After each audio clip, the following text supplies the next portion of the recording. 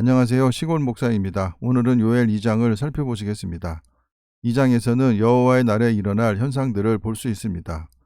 1절과 2절에서는 1장보다 더 큰 재앙을 예고하고 있습니다. 1절입니다. 시온에서 나팔을 불며 나의 거룩한 산에서 경고의 소리를 질러 이 땅 주민들로 다 떨게 할지니 이는 여호와의 날이 이르게 됨이니라. 이제 임박하였으니 나팔은 전쟁이나 절기를 알릴 때 또는 왕의 등극이나 절박한 상황을 알리는 용도로 사용되었습니다. 2절입니다. 곧 어둡고 캄캄한 날이요 짙은 구름이 덮인 날이라. 새벽빛이 산꼭대기에 덮인 것과 같으니 이는 많고 강한 백성이 이르렀음이라. 이와 같은 것이 옛날에도 없었고 이후에도 대대에 없으리로다.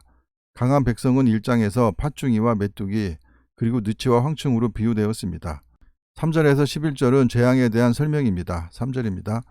불이 그들의 앞을 사르며 불꽃이 그들의 뒤를 태우니 그들의 예전의 땅은 에덴 동산 같았으나 그들의 나중의 땅은 황폐한 들 같으니 그것을 피한 자가 없도다.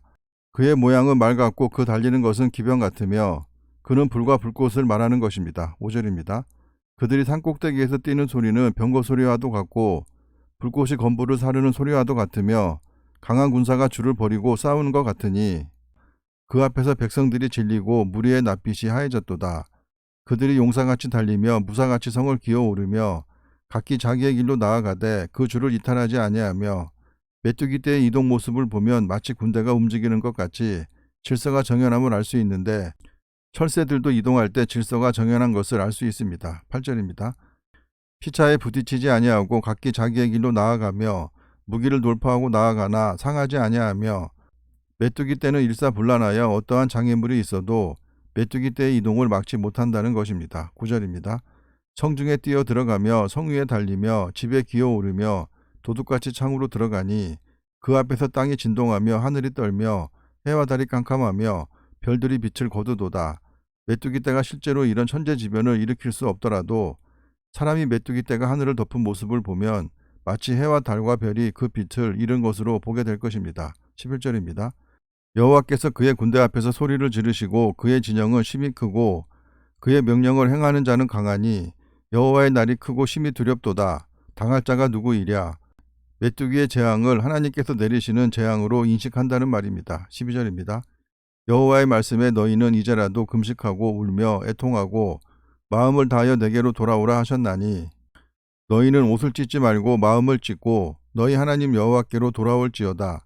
그는 은혜로우시며 자비로우시며 노하기를 더디하시며 인애가 크시사 뜻을 돌이켜 재앙을 내리지 아니하시나니 지금이라도 돌이켜 우상을 숭배하지 않고 사회정의를 실현하면 재앙이 내리지 않을 것이라는 말입니다. 14절입니다. 주께서 혹시 마음과 뜻을 돌이키시고 그 뒤에 복을 내리사 너희 하나님 여호와께 소제와 전제를 드리게 하지 아니하실는지 누가 알겠느냐. 너희는 시온에서 나팔을 불어 거룩한 금식일을 정하고 성회를 소집하라. 백성을 모아 그 모임을 거룩하게 하고 장로들을 모으며 어린이와 젖 먹는 자를 모으며 신랑을 그 방에서 나오게 하며 신부도 그 신방에서 나오게 하고 본절은 모든 사람이 하나님께 나와 회개하라는 말입니다. 17절입니다. 여호와를 섬기는 제사장들은 낭실과 제단 사이에서 울며 이르기를 여호와의 주의 백성을 불쌍히 여기소서. 주의 기업을 욕되게 하여 나라들로 그들을 권한하지 못하게 하옵소서. 어찌하여 이방인으로 그들의 하나님이 어디 있느냐 말하게 하겠나이까 할지어다. 이방 나라들이 쳐들어와 너희 하나님이 어디 있냐고 조롱하지 못하게 해달라고 간구하라는 것입니다. 18절에서 27절까지의 말씀은 유다가 회개하고 하나님께 돌아왔을 때 하나님께서 베푸신 은혜이기에 이루어지지 않은 말씀으로 봐야 할 것입니다. 18절입니다. 그때 여호와께서 자기의 땅을 극진히 사랑하시어 그의 백성을 불쌍히 여기실 것이라. 금식하며 성회로 모여 하나님께 간구하면 하나님께서 재앙을 돌이키신다는 말입니다. 여호와께서 그들에게 응답하여 이르시기를 내가 너희에게 곡식과 새 포도주와 기름을 주리니 너희가 이로 말미암아 흡족하리라. 내가 다시는 너희가 나라들 가운데에서 욕을 당하지 않게 할 것이며 내가 북쪽 군대를 너희에게서 멀리 떠나게 하여 메마르고 적막한 땅으로 쫓아내리니 그 앞에 부대는 동해로 그 뒤에 부대는 서해로 들어갈 것이라. 상한 냄새가 일어나고 악취가 오르리니 이는 큰 일을 행하였음이니라 하시리라. 북쪽 군대는 이방 군대를 말하는 것인데 상징적으로는 메뚜기 떼를 말하는 것입니다. 그러나 실상은 메뚜기는 남쪽의 아라비아 반도에서 온다고 합니다. 21절입니다. 땅이여 두려워하지 말고 기뻐하며 즐거워할지어다. 여호와께서 큰 일을 행하셨음이로다. 들짐승들아 두려워하지 말지어다. 들의 풀이 싹이 나며 나무가 열매를 맺으며 무화과 나무와 포도나무가 다 힘을 내는도다. 시온의 자녀들아 너희는 너희 하나님 여호와로 말미암아 기뻐하며 즐거워할지어다. 그가 너희를 위하여 비를 내리시되 이른 비를 너희에게 적당하게 주시리니 이른 비와 늦은 비가 예전과 같을 것이라. 이스라엘은 미리 주식이고 우기는 10월에서 3월 말까지인데 3월 말에서 4월에 내리는 비가 밀과 보리를 추수할 때 내리는 비라고 해서 늦은 비라고 하고 밀과 보리를 파종할 때 내리는 10월에 내리는 비를 이른 비라고 합니다. 24절입니다. 마당에는 밀이 가득하고 독에는 새 포도주와 기름이 넘치리로다. 내가 전에 너희에게 보낸 큰 군대 곧 메뚜기와 느치와 황충과 팥중이가 먹은 횟수대로 너희에게 갚아주리니 너희는 먹되 풍족히 먹고 너희에게 놀라운 일을 행하신 너희 하나님 여호와의 이름을 찬송할 것이라.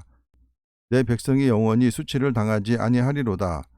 그런즉 내가 이스라엘 가운데에 있어 너희 하나님 여호와가 되고 다른 이가 없는 줄을 너희가 알 것이라. 내 백성이 영원히 수치를 당하지 아니하리로다. 28절과 29절의 말씀을 재앙이 이루어지기 전에 나타난 일로 본다면 11절에 이어진 말씀으로 봐야 할 것이고 그렇지 않고 회개함으로 하나님께서 은혜를 내려주신다는 말씀으로 본다면 30절에서 32절의 말씀과 분리를 해서 보아야 할 것입니다. 28절입니다. 그 후에 내가 내 영을 만민에게 부어주리니 너희 자녀들이 장래일을 말할 것이며 너희 늙은이는 꿈을 꾸며 너희 젊은이는 이상을 볼 것이며 본절은 바벨론이 쳐들어와 이스라엘이 망할 것이라는 예언을 하고 이상을 보고 꿈을 꾼다는 것으로 보기도 하고 오순절 마가 요한의 집에 모인 사람들에게 내렸던 성령 강림 사건으로 보기도 합니다. 29절입니다. 그때 내가 또 내 영을 남종과 여종에게 부어줄 것이며 내가 이적을 하늘과 땅에 베풀리니 곧 피와 불과 연기 기둥이라. 본절은 이스라엘이 출애굽할 당시 애굽이 당했던 재앙을 연상시키는 말인데 예수님이 재림하실 때 있을 요한계시록 6번째 재앙에서도 나타나는 현상이기도 합니다. 31절입니다. 여호와의 크고 두려운 날이 이르기 전에 해가 어두워지고 달이 핏빛과 같이 변하려니와 본절의 현상은 하늘에서 별이 떨어졌을 때 일어날 일인 요한계시록 6장 12절 이하에 기록된 말씀과 같습니다. 32절입니다. 누구든지 여호와의 이름을 부르는 자는 구원을 얻으리니 이는 나 여호와의 말대로 시온산과 예루살렘에서 피할 자가 있을 것이며 남은 자 중에 나 여호와의 부름을 받을 자가 있을 것임이니라. 28절과 29절이 30절에서 32절의 말씀과 이어지는 말씀이라면 바벨론에 의해 나라가 망할 때 일어날 현상으로 봐야 할 것입니다. 그렇다면 하나님의 영에 임하여 미래를 말한다는 것과 이상을 보고 꿈을 꾼다는 것은 유다의 종말에 관한 것으로 봐야 할 것입니다. 32절의 말씀은 실제로 유다가 망할 때 이루어진 말씀인데 예레미야를 통해 하나님의 말씀을 들은 사람들, 즉 바벨론으로 피한 사람들은 모두가 살아남을 수 있었으나 예레미야의 경고를 듣지 않은 사람들은 많은 사람이 죽임을 당하게 되는 것을 앞으로 펼쳐질 이스라엘의 역사를 통해 알 수 있을 것입니다. 그러나 28절과 30절을 은혜의 말씀으로 보는 사람들은 세상 종말에 있을 환난, 즉 예수님께서 재림하실 때 믿는 자들이 구원을 받는 것으로 해석하기도 합니다. 요엘 2장을 세상 종말의 때로 보기도 하는데 가깝게는 시드기야 제11년 4월 9일인 BC 586년에 유다가 바벨론에 의해 망할 때의 모습을 기록한 것으로 봐야 할 것입니다. 감사합니다.